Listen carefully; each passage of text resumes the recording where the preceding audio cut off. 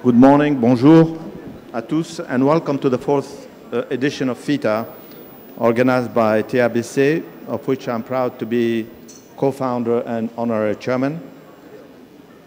The honor has been bestowed upon me today to moderate the first panel of this important conference that we hold in the midst of trying times amidst a devastating pandemic. The subject that we will be debating in this panel is the impact of COVID-19 on trade, finance, and investment projects in Africa. Allow me first to make a few comments, introductory remarks, before turning the floor over to the stellar panelists who have kindly accepted to honor us with their presence today. There can be no doubt that COVID-19 pandemic has given rise to the biggest sudden stops we have witnessed in recorded history. It has been estimated that the capital flight that was recorded out of emerging economies, including Africa, in the early weeks following the pandemic has never been as strong in the history of mankind.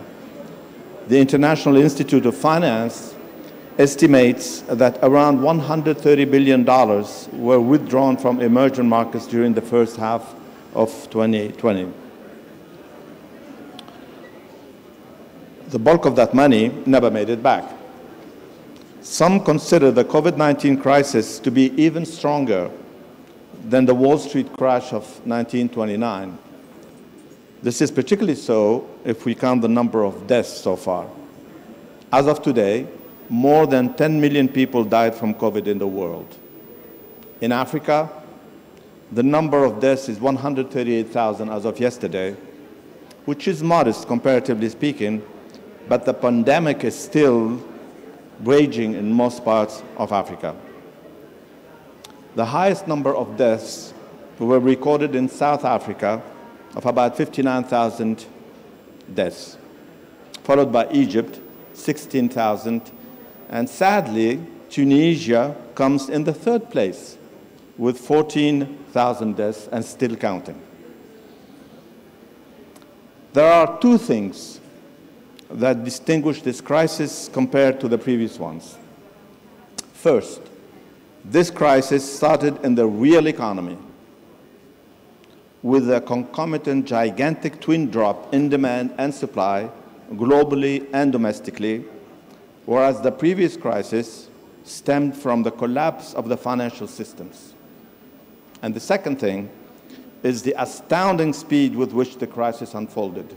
For instance, it took only a few weeks for unemployment to rise to unprecedented levels all over the world, whereas it took much longer in the previous crisis for that to happen.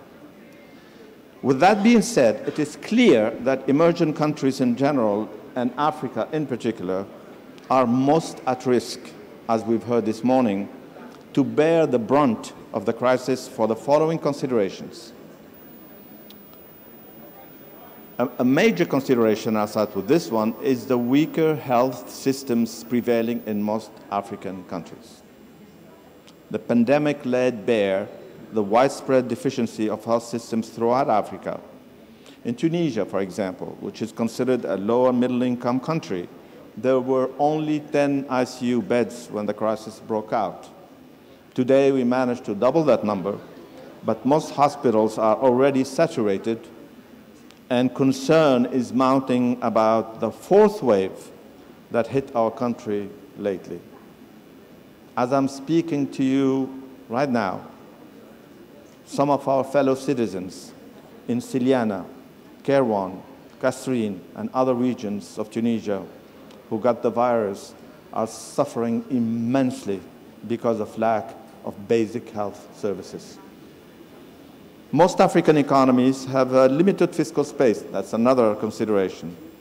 This means that for many of them, it is difficult to issue local currency debt, neither can they tap the international capital markets.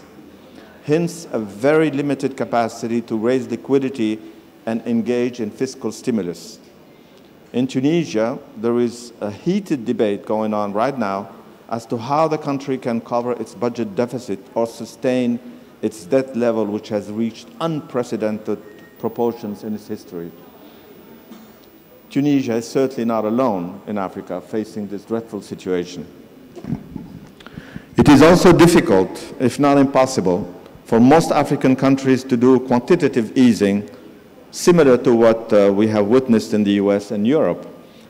That means that central banks in these countries have little leeway to monetize deficits, barring a few exceptions such as South Africa, Morocco, Egypt, and to a lesser extent Tunisia.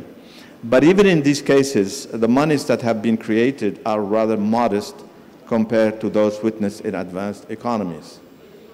We have heard earlier about the $3 trillion that were created in the United States, for example.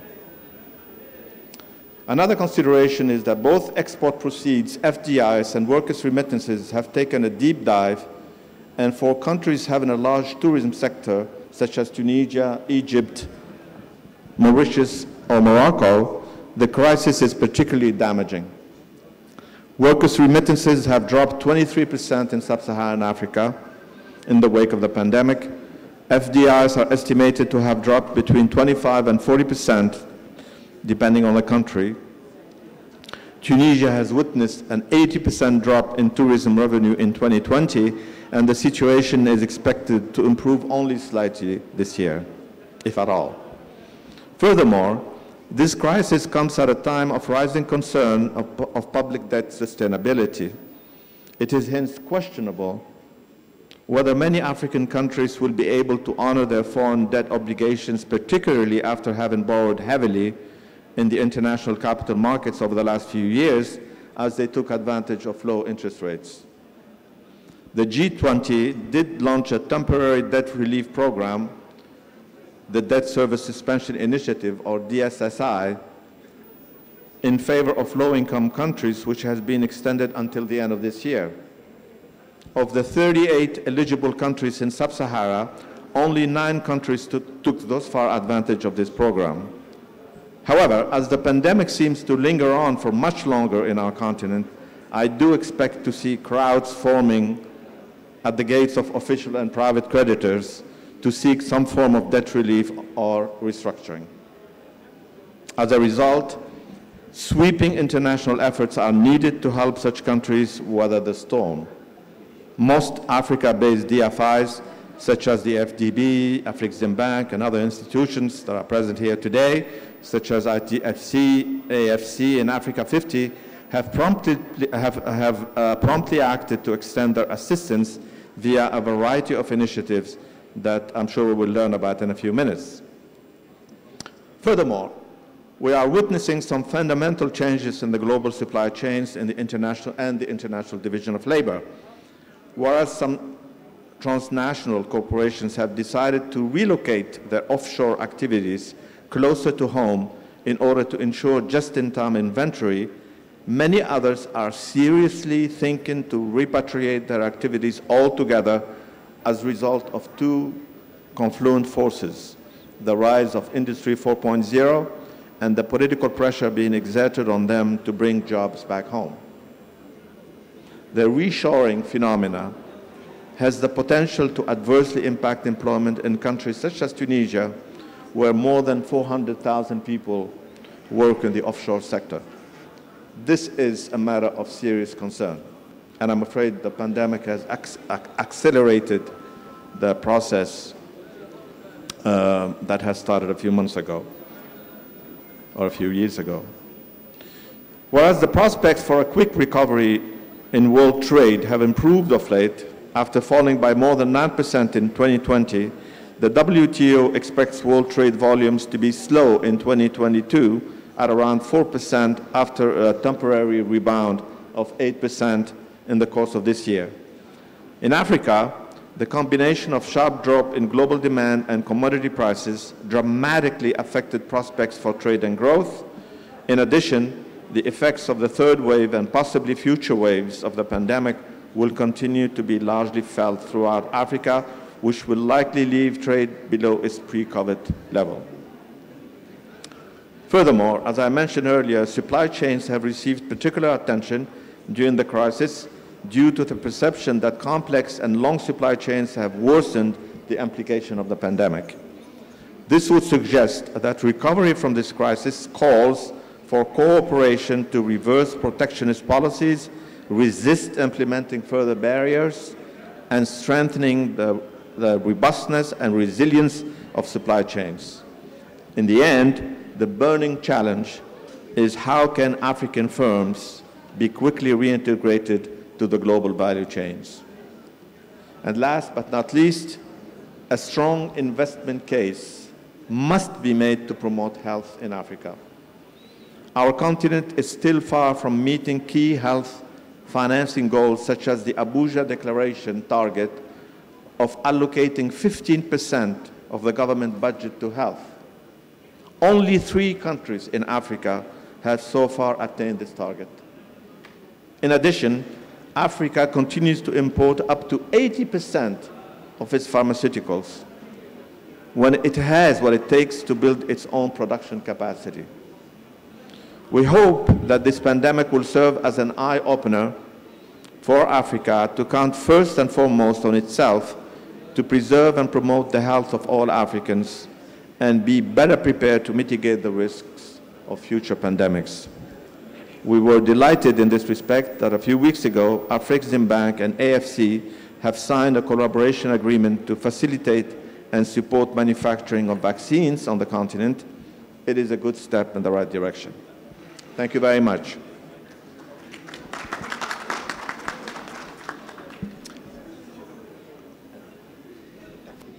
Okay.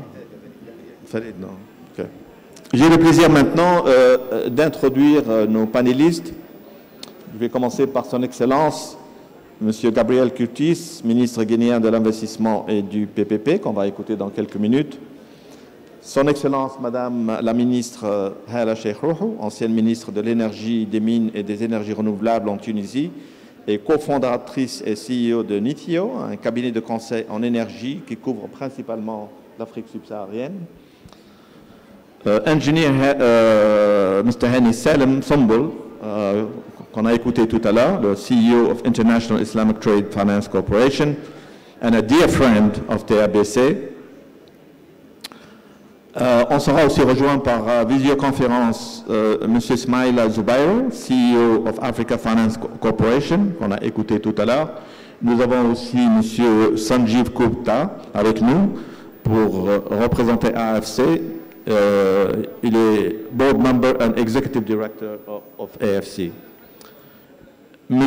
Alain Ebobisse, CEO of Africa 50, qu'on vient d'écouter il y a quelques minutes.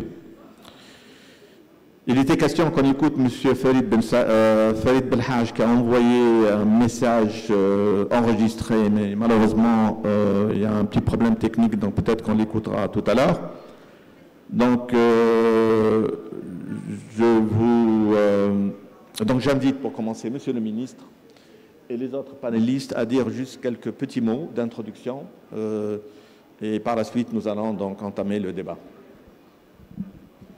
Merci beaucoup, Monsieur le ministre, et félicitations pour votre introduction qui a bien campé les problématiques auxquelles on fait face en raison de la pandémie de la Covid-19 qui a véritablement chamboulé l'ordre économique mondial, notamment le commerce, l'investissement, et dans le cas précis ici, c'est sur les infrastructures également. Alors, certes, il y a beaucoup de points de préoccupation que vous avez évoqués et je suis tout à fait d'accord avec vous. Mais moi, j'ose croire que cette pandémie offre véritablement une opportunité pour le continent parce que ça a mis à nu des difficultés auxquelles nous faisons face. C'est une véritable crise. On ne produit que 1% des vaccins qu'on va administrer sur le continent, 1%. Ce qui veut dire, par exemple, pour un pays comme la Guinée, qui très tôt avait compris, parce que nous avons eu, malheureusement, et heureusement pour nous, les affres d'Ebola en 2014-2015, et qui a été très dur pour l'économie et pour le pays. Mais donc, dès que la pandémie du Covid est apparue, contrairement aux autres pays, nous avions déjà les infrastructures pour laver les mains, pour voilà, comment isoler les gens. Donc, on n'a fait que reprendre cela. Mais on s'est vraiment rendu compte quand même qu'on est on est vulnérable. On a commandé les vaccins très tôt et jusqu'à présent, on n'a reçu que même pas 20% des vaccins qu'on a commandés, qu'on a payés depuis décembre 2020. Donc, ce qui veut dire que ça a mis à nu certaines des difficultés que nous avons, mais ça donne aussi des opportunités à nous. Ça va inciter à une nouvelle dynamique. Nous avons beaucoup de politiques très intéressantes comme la zone de libre-échange continentale qui représente une opportunité extraordinaire pour le continent. Je crois qu'avec cette pandémie, il y a une accélération de la 4e révolution industrielle. Et il est extrêmement important parce que ça va affecter tous les pans économiques et des échanges. Parce que le numérique va jouer surtout sur l'investissement, sur la finance, sur le commerce, sur la santé, sur la sécurité. Donc c'est extrêmement important que l'Afrique ne rate pas cette opportunité. Et on l'a vu avec la pandémie, on a été obligé tout le monde a été obligé de s'adapter. Je donne un exemple tout bête, c'est que le Conseil des ministres en Guinée se fait par Zoom ou sur Microsoft. Donc, parce que c'est la pandémie qui nous a obligés à faire cela. Donc, ça veut dire qu'il faut qu'on se prépare pour qu'on ne soit pas surpris. Donc, c'est un accélérateur de la 4e révolution industrielle et de l'intégration aussi de l'Afrique, parce qu'on s'est rendu compte qu'il faut compter sur nos propres moyens. Vous avez parlé tout à l'heure de Global Value Chain. Moi, je pense qu'il faut qu'on crée un African Value Chain. Et c'est un espace comme le FITA est une belle plateforme pour promouvoir le African Value Chain. Évidemment, qui se place dans un contexte global, mais on en a besoin. Et la même chose aussi, donc on est forcé de revoir nos modèles de développement et nos modèles de coopération. Parce qu'avec la pandémie, nous avons vu que nous faisons face à plusieurs barrières. Au niveau du commerce, il y avait la barrière physique, on ne pouvait plus se déplacer, il y avait des restrictions.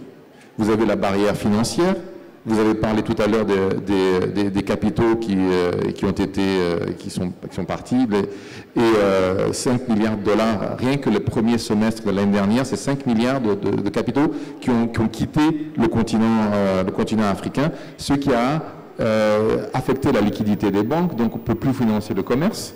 Vous avez aussi des barrières logistiques pour pouvoir pour commercer entre nous.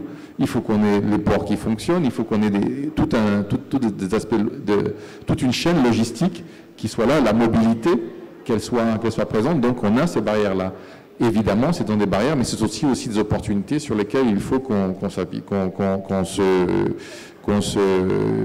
lesquelles il faut qu'on se penche. Au niveau des projets de développement, il y a évidemment les questions exogènes, comme vous l'avez rappelé, l'aide au développement, puisque chacun a eu des problèmes budgétaires, les recettes n'étaient pas les mêmes, l'aide au développement, les FDIs ont baissé en Guinée, par exemple, c'est 40%. Et il y a aussi les problèmes endogènes, parce qu'avec la pandémie, on n'a pas eu non seulement les revenus qu'on escomptait, mais également ça nous a coûté. En Guinée, par exemple, c'est 400 milliards de francs guinéens qu'il a fallu tout de suite trouver pour atténuer les effets de la pandémie. Donc, par exemple, on a suspendu le paiement de l'eau, de l'énergie, pour atténuer les effets néfastes. Parce que les prix ont commencé à augmenter, donc il fallait aider pour que les gens aient un pouvoir d'achat un peu plus important. Donc, en disant, on réduit on a fait la gratuité, par exemple, du transport public. Tout ça pour aider le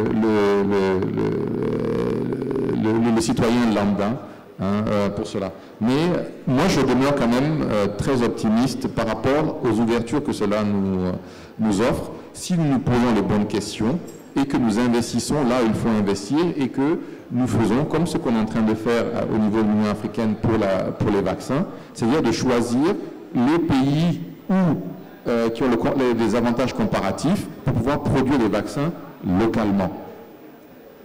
Nous allons revenir à tout ça. Félicitations. Je donne la parole à Hala pour quelques mots introductifs. Merci, Excellence, Monsieur le Ministre, Excellences, Mesdames et Messieurs. C'est un grand plaisir d'être parmi vous. Je pense que,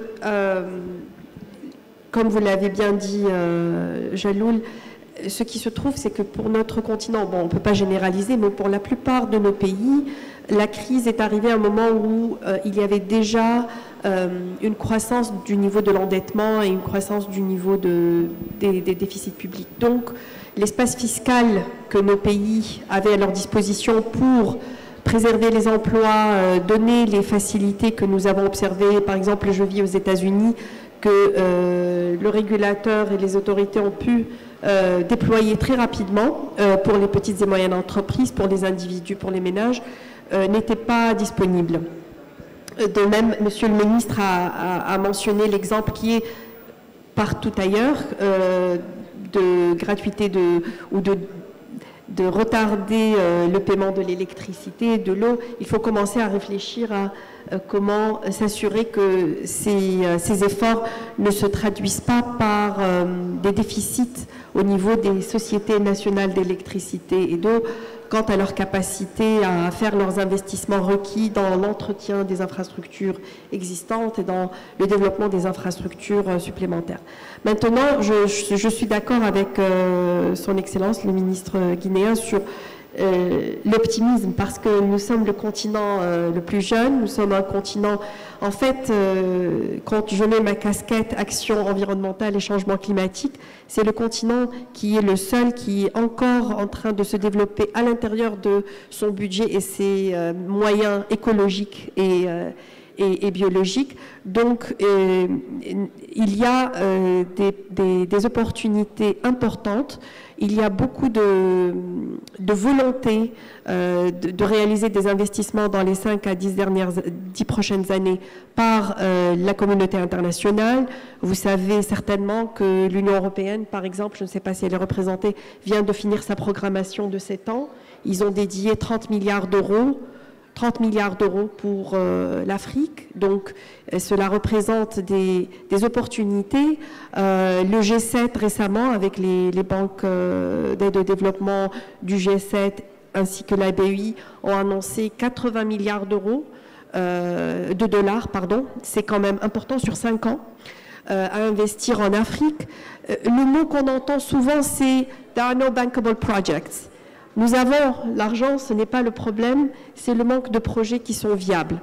Et je peux vous certifier, sur les 15 dernières années, j'ai eu le plaisir et l'honneur de faire des dizaines de projets d'infrastructures structurantes en Afrique. C'est possible et c'est faisable de faire des projets viables et de réaliser le double bottom line. C'est-à-dire qu'il y a un impact important financier, mais il y a un impact important socio-économique et environnemental, puisque c'est la région où il y a le plus d'opportunités de s'urbaniser, c'est la région où il y a le plus d'opportunités de s'industrialiser, c'est la région où il y a plus d'opportunités de développer une agriculture résiliente au changement climatique. C'est une région qui est certes vulnérable au changement climatique, mais qui a le moins contribué. Donc, cela fait qu'il y a beaucoup d'appétit, aussi bien par les bailleurs officiels que par les bailleurs internationaux privés, les investisseurs, de regarder les opportunités d'investir pour réaliser les objectifs globaux, les Sustainable Development Goals à horizon 2030. Ce qu'il nous faut, c'est chaque pays, chaque sous-région, de définir nos axes stratégiques pour chaque secteur, que ce soit, dans mon cas, mon expertise a été beaucoup sur l'infrastructure, l'énergie, l'action au changement climatique. Donc chaque pays définit son Nationally Determined Contribution à l'accord de Paris, sa contribution nationale déterminée. Voilà mes priorités en tant que pays sur les 10 prochaines années pour l'énergie, pour l'agriculture, pour la lutte contre la déforestation, pour l'accès à l'eau, pour une meilleure gestion de mes ressources naturelles, et de descendre ces stratégies dans des projets, une série de projets que nous pouvons réaliser. C'est ainsi que, sur les 15 dernières années, j'ai eu le plaisir et l'honneur d'appuyer, par exemple, le Kenya à développer sa géothermie. C'est une énergie propre qui existe en abondance en Afrique de l'Est et qui n'est pas développée. C'est la seule région du monde qui a beaucoup de géothermie non développée.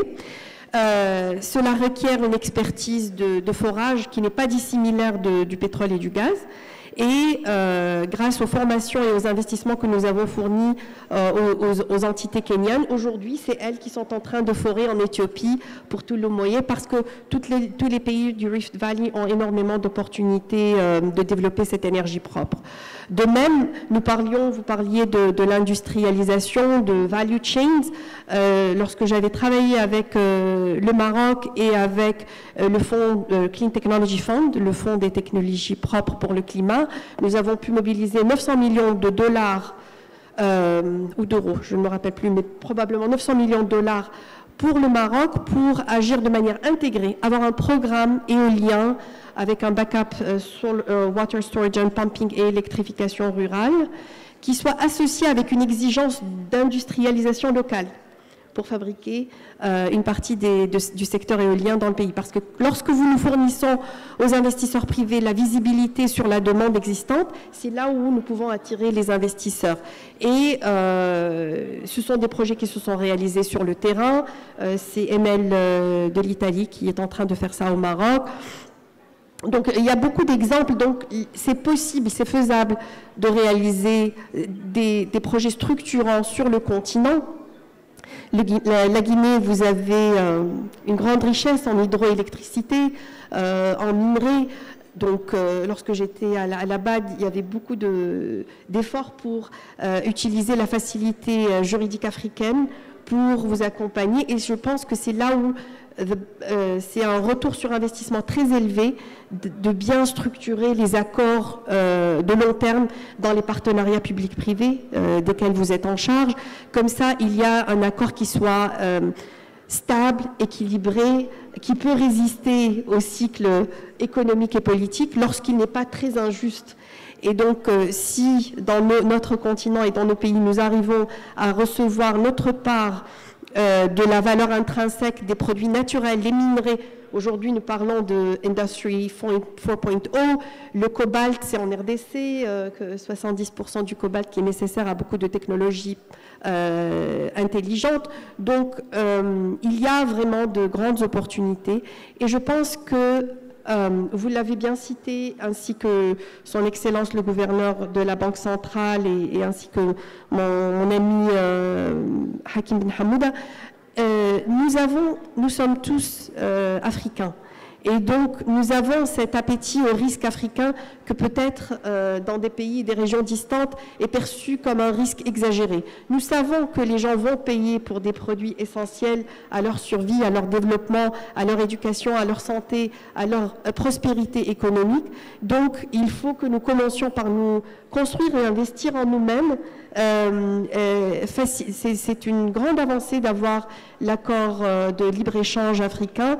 Il faut concrétiser ça par un mouvement plus facile des capitaux et des êtres humains, et du facteur humain et du facteur capital. Et ceci pourra déchaîner le génie de nos jeunes et de nos moins jeunes et de nos industriels et de nos entrepreneurs. Donc je suis effectivement optimiste, mais il faut vraiment bien structurer les offres et les projets que nous présentons aux investisseurs nationaux, régionaux et internationaux. Merci bien, Helen. Nous avons écouté tout à l'heure M. Ismail Zoubeiro. I don't know if Mr. Gupta would like to add a few words on that. Yeah, sure. Can you hear me? Yeah, that's fine. Yeah, hi. My name is Sanjeev Gupta. I'm with Africa Finance Corporation. And thank you very much for the initial comments. And I must apologize that the only language I speak and understand is unfortunately English. So please bear with me. I know that I'm in a serious minority here. The point I like to make is that, you know, there is a saying that the more things change in this world, the more they remain the same. And when it comes to this particular challenge that humanity is facing, the COVID challenge, I can't but help remembering this saying, because in so many ways, everything that was being spoken about is almost deja vu when it comes to the continent. because the challenges around lack of diversification, the challenges around the lack of development of projects, the challenges around de-risking projects so that investors can come in, the good projects that you talk about, the challenges of diversifying economies and addressing the demographic challenge into an opportunity. I call it the 5D problem, the 5 Ds. These are not old problems. These have been chronic issues on the continent.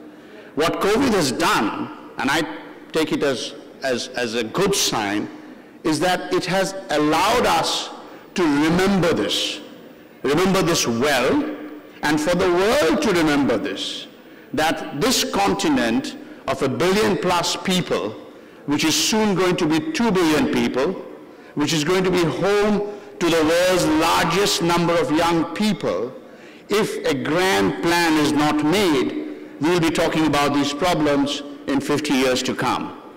So from an AFC point of view, we like to keep it simple, because we are, after all, just another institution in the whole firmament of African funding. We only focus on infrastructure and infrastructure-related projects. So what did we do? What did we do different to what we have always been doing was perhaps the question. So obviously, as an African institution, we worked with other governments, other institutions, and provided immediate healthcare support. You heard that alongside Afro-Exim, we are also building, hopefully, a state-of-the-art vaccine manufacturing business. So that's okay, that's one part of the story. The other is, which I need you to remember, is that in spite of all the various constraints that the continent faced, we were one of the few institutions which managed to retain and maintain its credit rating. We are rated very high. We are rated A3, which is the second best rated institution on the continent, and that rating was maintained during a very difficult period. That allowed us to go and tap into global capital markets and we raised in the last 15 months more than $2.5 billion new money. And what did we do with the money? We provided support to African financial institutions and African sovereigns. Again, to me, this was a temporary issue. This was something we did because we could raise money. African governments and African institutions couldn't, so we provided the bridge. But the third point I'll make, and I'll finish after that, is perhaps the most important point.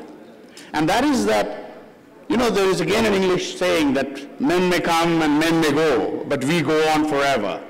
Now, we as an institution were created by African states to invest in Africa. For us, unlike global capital, Africa is not an asset allocation game. It's the only game that we were created to play. So therefore, when we invest with a long-term perspective. Just to give you an idea, we have invested close to $9.5 billion now over the last 12 years across 35 countries. And the reason I'm highlighting it is because I want you to understand, and I think I'm in agreement with my fellow panelists therefore, that development in Africa will not happen unless we take a holistic view. And let me explain this. We call it the ecosystem way of doing things. And what I mean by that is that when we invest, we try to see the ecosystem around which a investment can be supported. So if we invest in a mine which mines a certain mineral, as you know, most African mines, the mineral that is mined goes away. It doesn't get processed in the continent. We want to create the processing industry. The moment you create the processing industry, and we are doing it, automatically there is a need for energy, power. So then we create the power solution. If you then have to connect the mine to the ports, you have to build roads and railroads. And then you have to ultimately build the port and the logistics around it. And that's what we like to do. we do not like to invest in isolation because we believe that if we adopt that ecosystem approach, it ultimately creates better projects. It ultimately diversifies the economies, it enhances export earnings, it creates jobs, and it de-risks projects, which is then possible then to bring in global capital. So for example, when we have developed projects, completed projects, we have had no difficulty in bringing in global capital to come in at the time of financial close. So that's how we are positioned as AFC. We would love to do more work in Tunisia, obviously. We have invested in one of your oil and gas assets. We're looking at the renewable side, which will please you. We're doing more and more renewable work, and we also want to look at the mining industry. So from our point of view, the way I would like to put it is, I think there is the last saying I will quote, that somebody said that never let a good crisis go to waste. For Africa, this crisis allows us to engage with global capital on a mutually beneficial basis. Because global capital needs returns, and we can provide those returns if we can develop and invest well. And that's my little mantra that we try to follow and hope that we all can follow. Thank you. Thank you, Mr. Gupta. That's an excellent mantra, by the way. I'd like to ask a question to Engineer Hani Salim Sumbul if he is online. I'd like to make sure that he is with us before I ask the question. Est-ce qu'on peut vérifier si M. Sumbul est en ligne?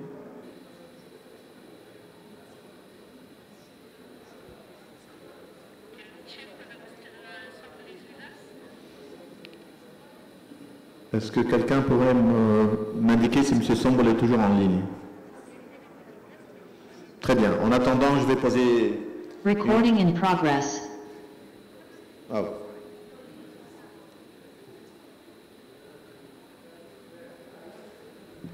M. Sumbul. Si on m'entend.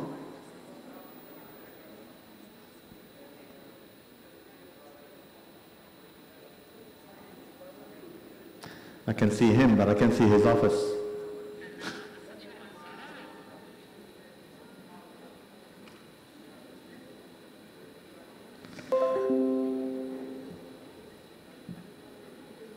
Bon, en attendant, Monsieur le ministre, moi j'aimerais vous poser quelques questions. J'ai suivi avec beaucoup d'intérêt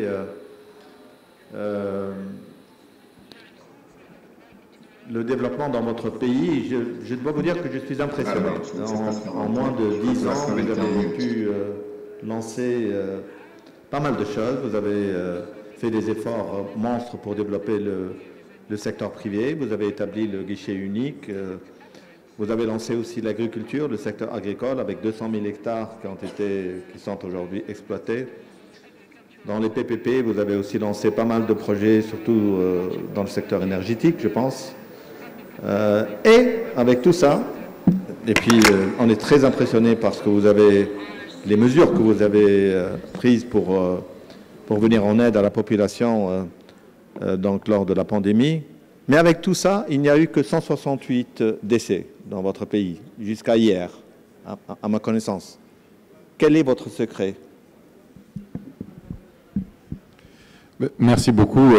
Effectivement, la Guinée a fait de grandes avancées sous la conduite du président de la République, le professeur Alpha Condé. Vous parlez de l'énergie qui ont été faits en PPP, et Madame en a parlé tout à l'heure. On a multiplié par 10 la production énergétique de la Guinée en 10 ans. Et ça a été fait grâce à de nombreux PPP où on a vraiment été outside the box, comme on dit, pour développer donc les deux grands projets, mais il y en a eu d'autres, ce qui est Caleta avec 240 MW et Swapiti avec 450 MW. Et il y en a d'autres aussi qui...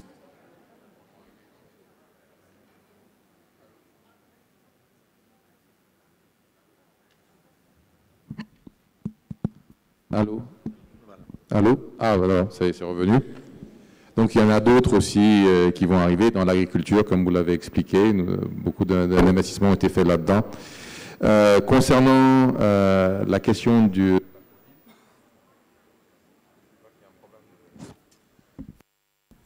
Alors, ok. Concernant la question de la Covid, je vous ai dit que nous avons eu dès le début des réactions presque épidermiques parce que nous avons vécu la période Ebola et nous avons appris de cela.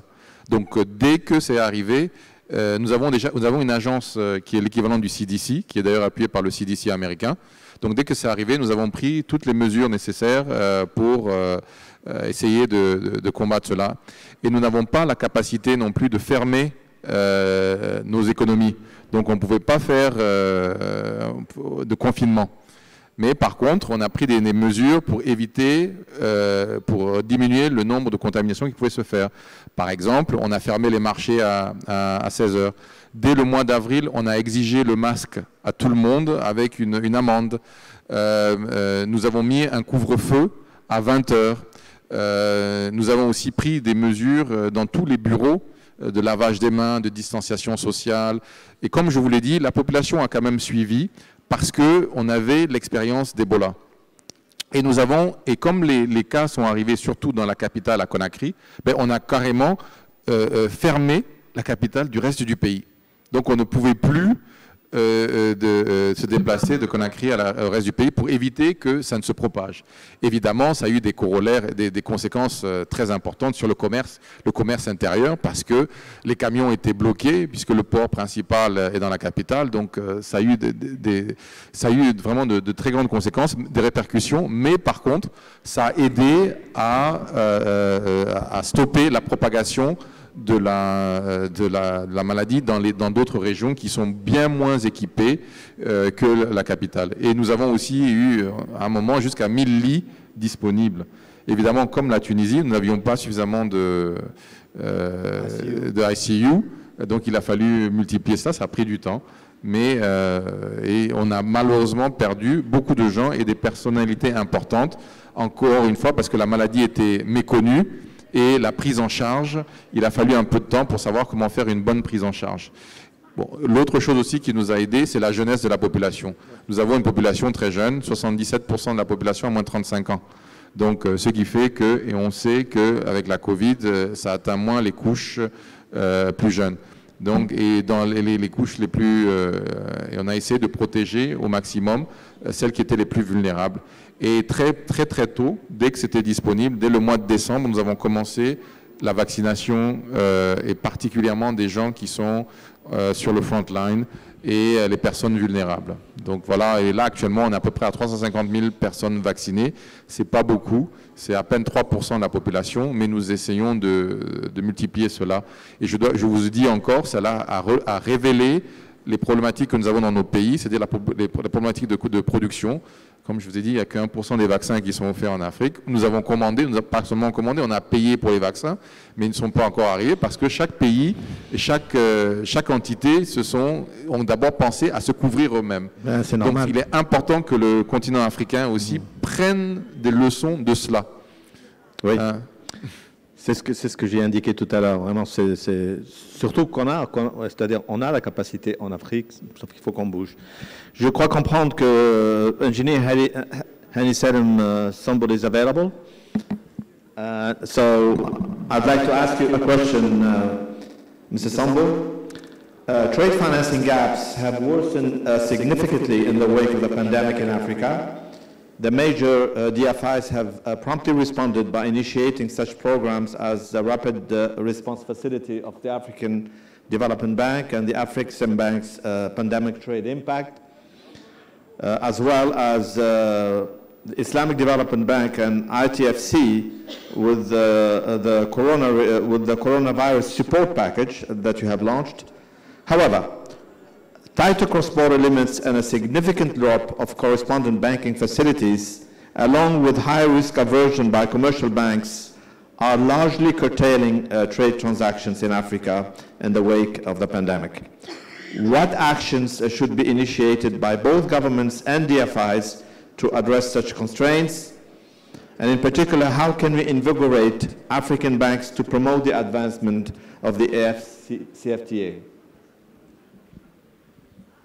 Thank you, Your Excellency. You have really summarized in your introductions most of the impact that the coronavirus had on not only in Africa, globally. The spread of this new coronavirus was, as you know, started as a health crisis, and then it was really transferred to be more of a hitting the economies and then the financial sectors.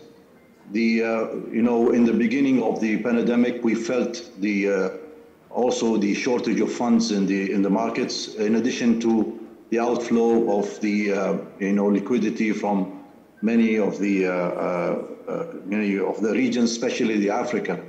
The Africa, as you know, contracted actually in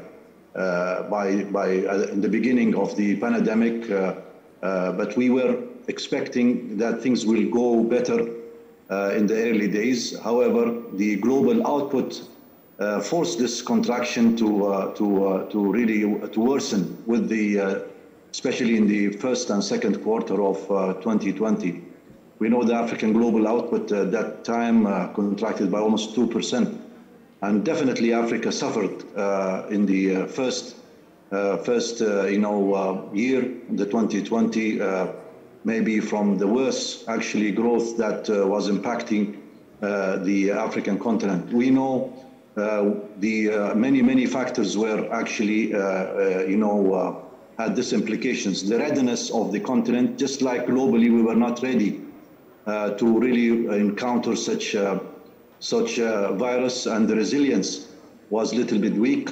So we have seen all this impact on the GDPs of many countries, and the cancellation, lockdowns, and the shipping even added more really constraints on the continent.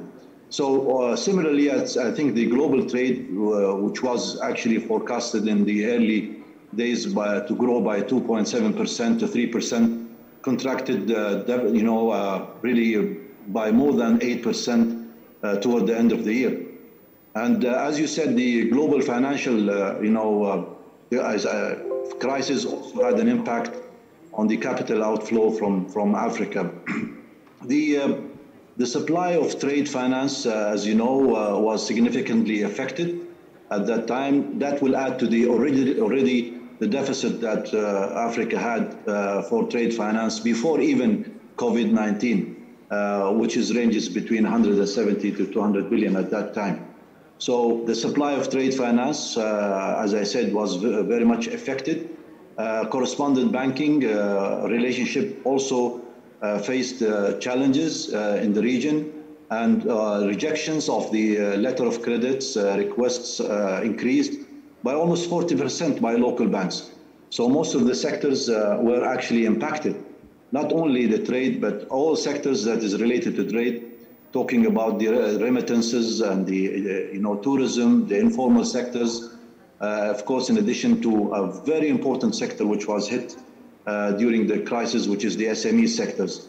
So we are expecting, of course, that this uncertainty and volatility in the markets will continue in the coming year. However, I think with the vaccination, things looks more brighter now, as we can see a little bit of opening up here and there. That is going to at least ease the impact. Indeed, as you said, the IDB group, including ITFC, had a very, I would say, urgent program, which was planned early days of the pandemic. It's a 2.3 billion program. We were looking at the different phases of the pandemic. We said in the beginning, by the way, it's called the 3 R's. The R1, which we are trying to respond to the urgent and pressing needs of member countries. In addition to that, we were also preparing countries for the second phase, which is the recovery phase, and finally, of course, the restart. And this maybe will take maybe a longer time. As you know, that ITFC has contributed almost to $1 billion in the early days of the pandemic, helping member countries not only with medicine, with medical equipments, but also with food supplies, because we know that the interruption in the food supplies was one of the maybe major concerns for many countries. This recovery response program actually so helped and supported all sectors in the beginning. And now we are embarking into the second phase, which is the recovery phase, by extending also all possible assistance, short-term, medium-term, and long-term assistance to member countries, because really we want to make sure that ITFC is going to stay relevant. In addition to what we've done actually in the beginning to really revisit our strategy, now we are more focusing on a new direction for ITFC, and I think this direction is going to be also very relevant in terms of new sectors that we are going to tackle, especially the health sector and tourism sector.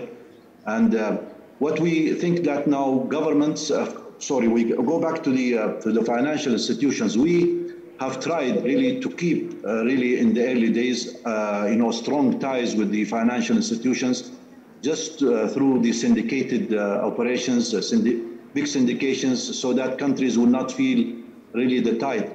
And I would like to thank all our partners here, especially the Africa Exim Bank and BADIA and other local financial institutions, for really taking the step toward really having new innovative programs to support especially the African continent, under many programs. I can call one of them is the COPRIVA with the Africa Exim Bank and the BADIA, which is a 1.5 billion initiative that already signed and started implementing.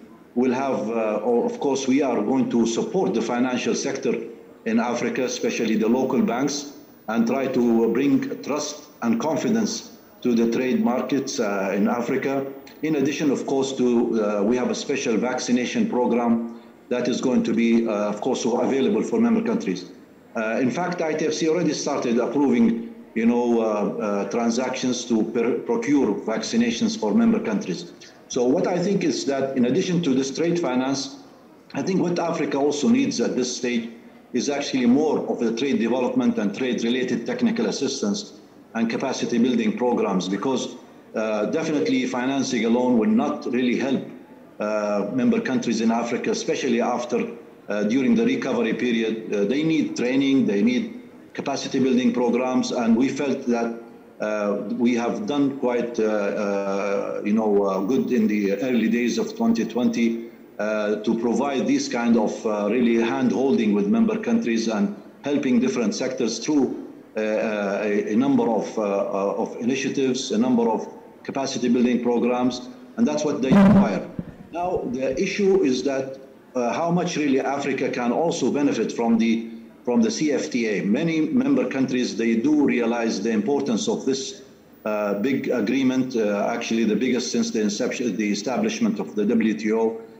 We need to make use of this agreement because it really, as my colleague here in the panel said, we need a comprehensive really solutions for Africa. You cannot tackle one area and just leave the others without really, having to look at the bigger picture.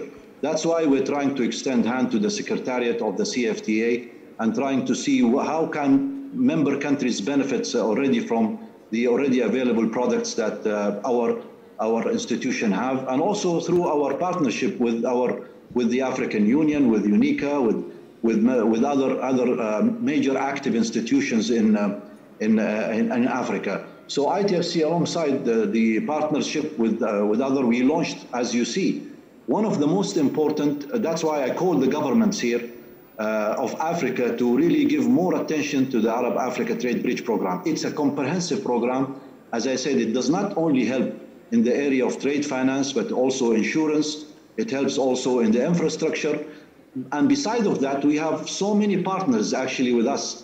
One of them is, of course, IDB is coming really with a number of projects under the Arab-Africa Trade Bridge, the ISEC, the ICD.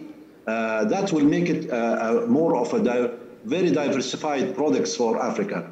And we thank the governments in Africa who joined us. We have Senegal, we have Benin, we have Togo, we have Tunisia, of course, on top of that. Egypt now is part of that. This 2020 and 2021, Tunisia is the chairman of the Arab-Africa Trade Bridge Program, and we are hoping that the governors and the ministerial meeting will be held in Tunisia toward the end of the year. We need to make sure that these programs are really utilized in Africa, because it, as I said, it really provides a lot of really the important, finally, I would like to say that the trade, we cannot avoid that trade will play a major role in the recovery, and also it will definitely solve many challenges. What we need to do is to make sure to, as I said, to use this agreement, and also to take the opportunities that the COVID-19 really created. And we call from here that more relaxations in terms of the governments to avoid protectionism at this time, to boost confidence in the trade and global markets, and improve transparency. Transparency is very much needed. And we also do not want to forget digital trade. It's going to be the future of trade, not only in Africa, but also globally. We are now having special programs to support member countries to do trade on platforms, and that will facilitate the trade transactions, and in the same time will reduce the cost and increase efficiency. We are starting a model now project in Egypt, and that's why we are trying to conduct most of the trade transactions through using fintech solutions and using, as we say, many of the platforms. So I think these recommendations, the current crisis, in my view, offers an opportunity to develop readiness and for the future pandemic as well. We need to be ready for tomorrow. The pandemic or the viruses will not leave us alone, but we need to be very much, ready to capture all the solutions to really be resilient against those. The scope of the international agreements is wide, and we can benefit from that to provide actually greater predictability and credibility for all of us. Partnership, we cannot fight all of this alone. We need everyone to be with us and to really join us in these programs, so that we can really serve Africa, not now, but in the future. One of the most promising continents in the future is Africa, no doubt of that. And that's why we see that Africa is going to be for Africa, and definitely the intra-African trade will be our focus, and to see how can we support really Africa to improve, and utilize actually the available products of ITFC and others. And I would like to thank you for letting me really interfere here. Thank you very much. Thank you very much, Engineer Sambo. That was fascinating, what you're trying to do. I don't know if Mr. Alain Ebobisse is online. Could you check? Because I have a question for him. You are? Yeah, I'm here. Okay, good. Then I have a question for you. The COVID-19 pandemic has impacted infrastructure finance in a variety of ways. Projects have been postponed or canceled. New projects are being put on hold. Private commitments in infrastructure in Africa have sharply decreased. What potential restructuring solutions are available to both governments and DFIs to restore investor confidence and safeguard the conditions for a quick recovery of infrastructure projects? Well, thank you. I'll speak in French, but let me maybe start in English by thanking the government of Tunisia and the Tunisia Africa Business Council for inviting me to this very important discussion. I look forward to a discussion, but I also want to acknowledge my brother and good friend, Minister Gabriel Curtis, with whom I'm working in Guinea. We have a number of projects together. Bonjour, Gabriel. And also my friend Ella. I know her for a long time, and of course, other friends. Alors, je vais passer en français.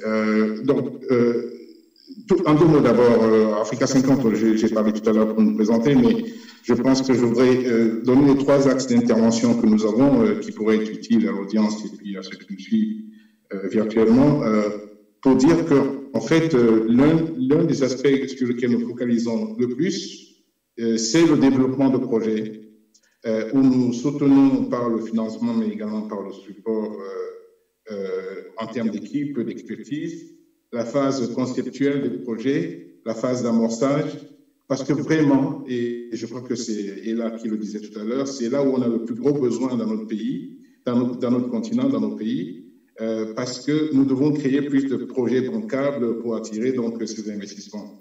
Et il y a une statistique qui fait un peu mal, mais bon, c'est pas qu'en Afrique, dans les autres régions également. Presque 80% des projets en phase d'amorçage en Afrique échouent un petit peu à cette étape-là. Parfois parce qu'il y a un manque de ressources, bon, il y a également des difficultés de risque, mais nous devons vraiment sensiblement augmenter notre capacité d'intervention dans la phase de développement de projets afin de créer un pipeline de projets bancables, en tout cas d'en mettre un peu plus, qui vont pouvoir attirer les investissements. C'est ce que nous faisons en Africa 50. Nous aidons à réduire les risques, nous aidons à aider à lever le financement en dette, notamment à travers la Banque africaine de développement, dont le président, le Dr Hakim Wimi Adesina, également le président du conseil d'administration d'Africa 50, et donc nous sommes partenaires.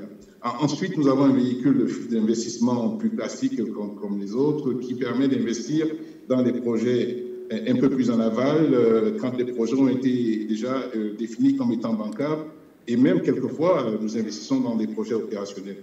Et le troisième domaine d'intervention, c'est la levée de fonds, pour pouvoir mobiliser plus de fonds qui pouvaient être financés en fait dans les infrastructures africaines. Parce que notre mandat, il est exclusif. C'est les infrastructures africaines en PPP. C'est pour ça qu'on a créé, suite à l'appel du chef d'État en 2013, pour la création, qui a demandé la création d'instruments innovants pour le financement des infrastructures. Et quelques projets que nous avons fait, mais vraiment très rapidement là-dessus, avant de parler de la réponse. Et c'est pour montrer que dans notre continent, il y a des choses qui se font, plusieurs de ces choses qui ne font pas de succès. C'est vrai qu'on a pas énormément de choses à faire, mais il y a quand même beaucoup qui se fait. Et très souvent, dans les conférences, ou même dans les médias ou ailleurs, on parle toujours de challenge, ce qui est vrai, mais il faut parler des choses qui existent. Nous avons investi en quelques années sur les centrales comme la centrale d'Urban en Égypte, c'est presque 1,5 gigawatts. De solaire, Africa 50 a investi dans 400 MW dedans, très rapidement fait. Nous avons investi sur des projets avec mon frère le ministre de Curtis, en Guinée, sur l'aéroport de Bessia, sous le leadership du président, son excellence Alpha Condé. Nous avons des projets en cours, au Cameroun, la centrale de Naxiga, qui sont en cours de construction. C'est des grands projets.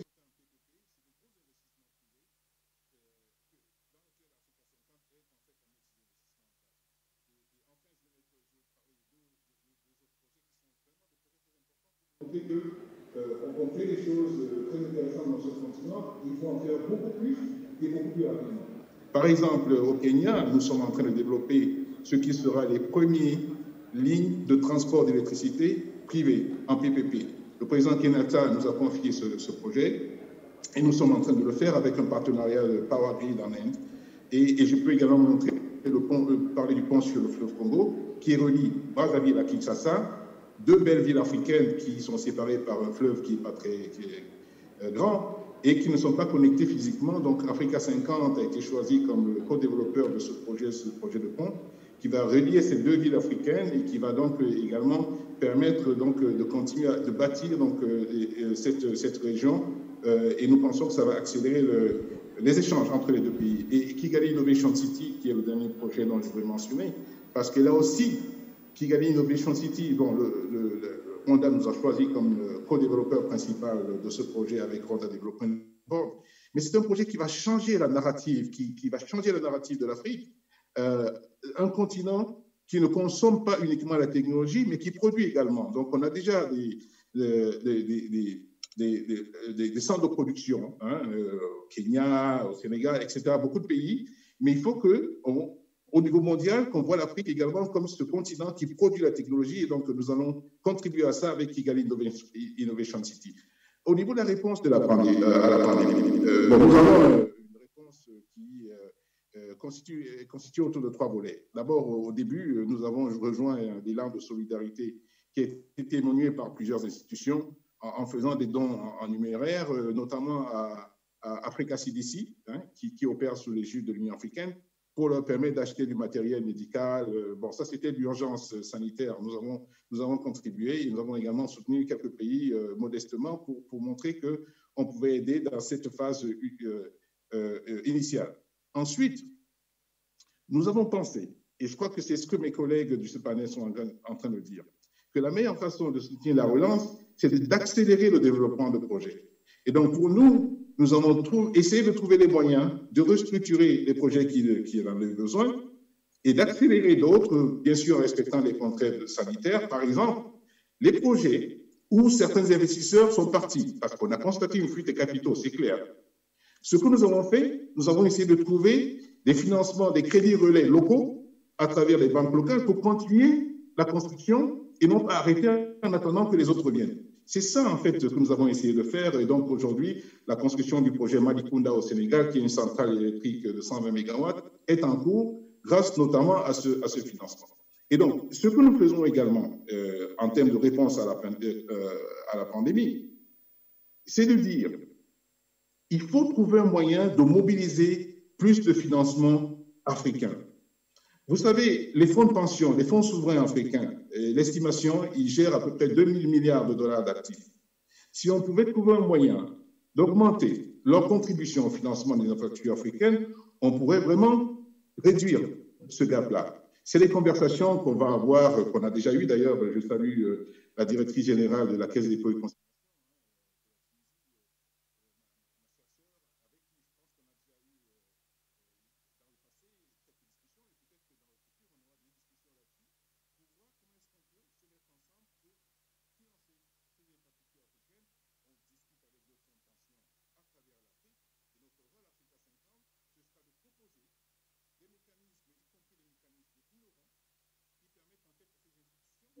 D'investir dans l'infrastructure de manière sécurisée, parce que, effectivement, leur responsabilité fiduciaire à ces institutions, c'est alors de bien gérer les pensions, les retraites qu'ils doivent gérer. Donc, ça, on le comprend. Donc, tout ça fait que nous avons cette réponse au niveau donc, de notre réponse post-Covid.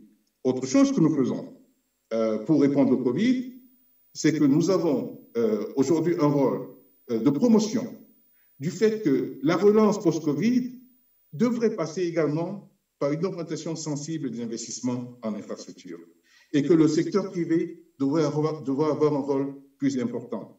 Vous savez, aujourd'hui en Afrique, le secteur privé contribue vraiment de manière relativement faible aux projets infrastructure et je crois que comparé aux autres régions émergentes, on peut augmenter sensiblement. Les gouvernements aujourd'hui, et mon frère Gabriel peut le confirmer, reconnaissent que c'est très important d'augmenter la part du secteur privé. Donc, on va continuer à soutenir les gouvernements pour améliorer le climat des affaires, pour faire en sorte qu'ils se dotent également de plus de capacités pour négocier ces contrats de PPP qui sont des contrats complexes, parce que ce que nous voulons, et je crois qu'Ella l'a mentionné tout à l'heure, c'est que du côté du gouvernement, avec la facilité africaine juridique qui est logée à la BAC, les institutions comme les nôtres, Africa 50, qui focalisent sur le développement de projets, que nous puissions avoir des projets équilibrés, qui soient non seulement, en fait, je dirais, équilibrés, mais qui soient également perçus comme étant équilibrés, parce que c'est ça qui va permettre de continuer sur la durée. Je vais terminer par rapport à une innovation que nous sommes en train de proposer et de pousser de manière très forte avec le soutien de la Banque africaine de développement. C'est ce que nous appelons le recyclage des actifs. Le recyclage des actifs ou l'asset recycling, c'est essentiellement, ça permet au gouvernement de débloquer le capital qu'ils ont investi dans des infrastructures existantes et rentables en proposant cette infrastructure à des investisseurs du secteur privé dans le cadre de concessions. Le capital ainsi libéré peut alors financer. Les gouvernements peuvent utiliser ce capital-là pour financer les plans de relance de nouvelles infrastructures, telles que dans le domaine de santé, mais ça peut également être des infrastructures dans les autres domaines. Ça fait qu'on recycle ces actifs-là. Et je pense que c'est un mécanisme qui permettrait, en fait, d'attirer des grands investisseurs institutionnels parce que ces investisseurs-là préfèrent avoir des infrastructures qui génèrent déjà du cash flow. Et au-delà de ça, ce mécanisme permettrait également à l'Afrique d'envoyer un message au monde en disant, oui, très bien, on a besoin de soutien extérieur, mais en même temps, nous essayons également de trouver des ressources propres, endogènes en Afrique, pour financer notre relance. Je crois que c'est très important, parce qu'il faut mettre fin à l'idée fausse, selon nous, selon laquelle l'Afrique, notre continent, est trop risqué. Ce n'est pas vrai. J'ai mentionné tout à l'heure dans mon discours d'ouverture l'étude de Moody's qui disait que, en fait, les taux de défaut en Afrique sont plus bas que dans beaucoup d'autres régions et les rendements sont bons. Donc, on va continuer à parler des success stories. On va pas continuer à parler, on doit continuer à parler, je devrais dire, de choses qui marchent dans notre continent. Parce que c'est très important, parce que le succès appelle le succès. Africa 50, nous sommes une institution relativement jeune, presque à peu près 5 ans d'opération active, mais nous sommes prêts à contribuer au financement des infrastructures en Afrique. S'il y a des partenaires potentiels dans la salle, nous sommes prêts à engager des discussions. Même si nous ne sommes pas dans la salle, nous avons les moyens de pouvoir dialoguer, et les organisateurs ont nos contacts, et nous serons prêts à continuer à financer les infrastructures en Afrique parce que nous pensons que c'est du bon business, c'est un impact positif financièrement, mais c'est également un impact en termes de développement. Et également, dernier point, c'est l'ESG, donc l'environnement et la sociale. On peut construire ces infrastructures qui respectent les aspects climat, qui respectent les contraintes environnementales et sociales et qui rapportent de l'argent. Donc c'est du win-win et c'est possible. Nous avons démontré qu'on peut le faire et donc nous voulons encore le faire encore plus et plus rapidement. Merci. Merci beaucoup, Monsieur Ebobisse. C'est très édifiant. Alors, il ne reste pas beaucoup de temps. Tout ça, c'est très intéressant. Mais j'aimerais bien savoir si M. Smaïla Zubairu est en ligne avec nous. J'aimerais bien lui donner la parole. Do you think he's on that? I mean, okay, he's not. Non, mais il m'avait informé qu'il allait intervenir. Donc, très bien. J'aimerais bien te poser une autre question. How do you assess the impact of COVID on the energy sector in Africa, and how do you see the deployment of renewable-based solutions to Africa post-COVID recovery? Thanks, Shalul.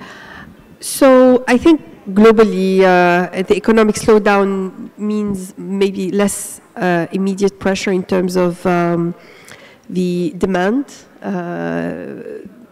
which is typically exceeds the supply in most of our countries. But as the minister from Guinea highlighted, the utilities are probably now coping with bigger levels of bad receivables when it comes to repayment for their energy services from their customers. What we have observed at Nithio, the platform I'm managing currently, which is an American company that invests in distributed renewable energy solutions in sub-Saharan Africa, is that when the COVID hit, we have a data science team, and they ran a number of scenarios to see how much the distress of the cash flows to the off-grid solar operators was going to hit them. And we were prepared for the worst. And lo and behold, actually, the demand was mostly stable, and in some instances increased, because for some of the segments of the market, there was movement of population from the urban centers to the rural centers and increased demand. So when it comes to essential products and services, the context of the crisis proved that demand will be resilient for a while. Now, as the crisis is becoming longer, the savings of households and small businesses are running low. So it's important, as you were highlighting, to have a smart management of the crisis, like we heard from His Excellency, because you cannot put this stress for too long on your economy. Now, of course, if you look globally at the continent, we have had, over the last 15 years, as also flagged by my fellow panelists, growing successes at closing and implementing energy generation assets, whether they're renewable or conventional. Where the weak link now is becoming acute is the transmission distribution. And the solution is not to simply say the government has signed a power purchase agreement, they will pay no matter what, because then you are basically having double loss. The government is paying for the energy and not able to deliver it to the end users. And we have dramatic examples right now, not the least is in Ghana, where the government is paying hundreds of millions of dollars for gas supply agreements, power purchase agreement, and the energy is not reaching the end users. So how do we resolve this? When it comes to many of our countries, there are new ways to think about your energy master plan and how to achieve SDG 7, energy access for all. Not everybody will be reached by the grid, and my neighbor here lives in a country where clearly the government has made that decision in Nigeria that a lot of it will be done through mini-grids and off-grid, and the Central Bank of Nigeria has funded recently a 5 million connections program that will be mostly through standalone mini-grids and off-grid, mostly solar, and will be accompanied with an incentive for local manufacturing or at least local assembly. So when it comes to leaping ahead in achieving investments for universal access to energy, each country will need to look at the state-of-the-art technologies available today and see where are we going to do grid-based solutions, mini-grid-based solutions, and off-grid-based solutions. An example of that is Ethiopia. They have now their National Electrification Plan 2.0, which will rely on all of the above. And with, we were speaking about Industrial Revolution 4.0, actually the transmission, distribution, and off-grid assets capacity is underutilized, the existing assets. So there are artificial intelligence-based solutions that enable you to make the most out of the assets you have in place. So I recently, as part of this week's United Nations Dialogue on Energy, I moderated the panel as part of the ministerial thematic groups about what are some of the solutions to enhance the viability of energy operators in developing countries in general, and it applies in Africa as well. And that there are a variety of solutions. In my case, Nifio, what we do is we use different sources of reliable, high-quality data that exist about, at a granular level, about our continent.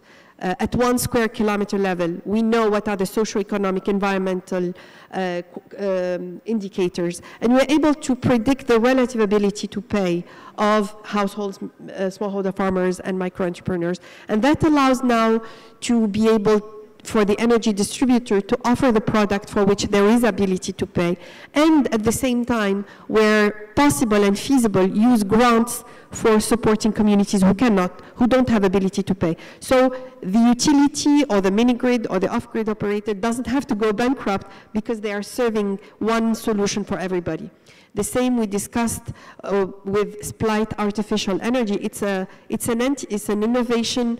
There are many innovations happening by which we need to think of the renewable energy efficiency agenda differently, because every solar or wind park has actually inverters that are used to convert the power, and these inverters are computers that are very, very underutilized. If you use them to their fuller capacity, you would be able to use your existing transmission distribution assets to absorb a lot more of the renewables, and you don't have to curtail the renewables when there are issues. And so it's a different paradigm and less reliance on fossil fuels potentially down the line.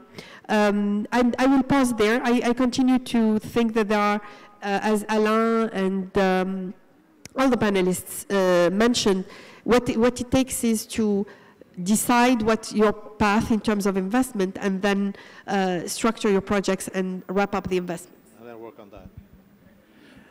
Bon, là j'apprends qu'on a largement dépassé le temps imparti, donc je vais demander à chacun des panélistes de dire quelques petits mots en guise de conclusion et on lève la séance.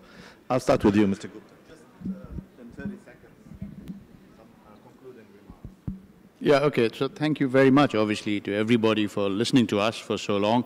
I think the message from us as panelists probably, or certainly as AFC, is what I like to say to all our team members, that, you know, when it comes to solving Africa's infrastructure and industrial-based challenge, the deliverance, as I call it, is not going to come from outside. If it had come from outside, we would have all been doing fine. So the bottom line is that as African countries, we have to somehow find ways of creating an environment where private sector can develop projects well. And secondly, and most importantly, from a policy point of view, I think it's time that African sovereigns understood that in spite of being the base for everything that the world virtually needs, be it gold or minerals or rare earths, nothing is ever processed on the continent. And if that is not going to change, and if we are not going to raise the consciousness of global capital to make that happen, we will always try and look for solutions from outside the continent. We have a serious opportunity in the continent to start making our own minerals, our own resources count for ourselves in terms of how they're processed on the continent itself. And as we do that, institutions will be there to support it with project development and capital mobilization. A quick comment on the renewables. Very often people think that Africa is probably not taking the renewable debate seriously. Nothing can be further from the truth, because, you know, even though Africa produces less than 3% of the world's, let's call it undesired emissions, Africa suffers disproportionately in terms of climate damage. And unlike other countries, African governments don't have the ability to support and create the protection that climate changes actually have in terms of the damage it causes to communities. So therefore, it is an important problem for governments in Africa to deal with. Secondly, there is funding available. I know it, you know it, that globally there is huge amounts of funding today available for renewable type of projects. So why would we not take it? And the third and the most important point is, again, I go back to my pet subject, that if the renewable industry globally is going to succeed, it's going to have to find ways of storage. And for storage and connections, you will need copper, you will need nickel, you will need rare earths, you will need cobalt. And that's all resides in Africa. So we have to somehow find a way of actually processing those on the continent. And that's how we turn the renewable debate to our advantage. Thank you.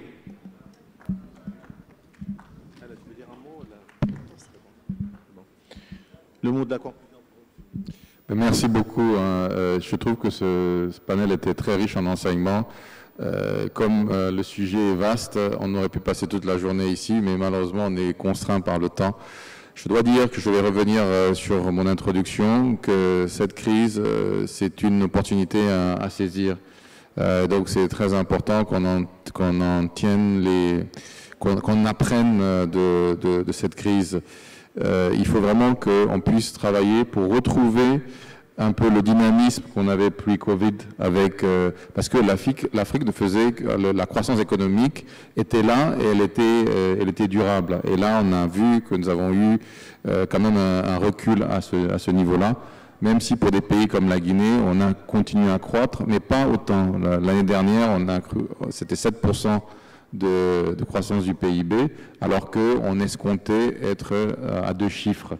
Mais à cela ne tienne, je pense que à sortie de cette crise de Covid qu'il faut préparer maintenant, il faut qu'on se prépare vraiment à saisir toutes ces opportunités-là. Et la transformation dont on a besoin, c'est une transformation technologique, digitale, la transformation industrielle et la transformation des infrastructures, la logistique, c'est très important. Et je pense que le secteur privé a toute sa place à jouer dans cela, notamment pour l'investissement, pour le commerce, pour les infrastructures. Il faut qu'on se repose sur le secteur privé et le développement des tissus du secteur privé, l'industriel, etc. Donc c'est sur ces mots-là que je voulais conclure en vous remerciant encore d'avoir brillamment animé ce panel et en remerciant aussi tous ceux qui sont, tous les panélistes ici. Merci. Merci à vous, Excellence. Et sur ce, donc, au nom de TABC et en votre nom à tous, je réitérerai mes remerciements aux panélistes pour leurs interventions aujourd'hui, pour leur contribution. Moi aussi, j'ai appris énormément durant cette séance. Moi aussi, j'avais plein d'autres questions à poser, mais bon, le temps est ce qu'il est. Donc, il faut qu'on le respecte. Donc, merci à vous encore une fois et profitez des séances qui vont venir après. Bonne journée.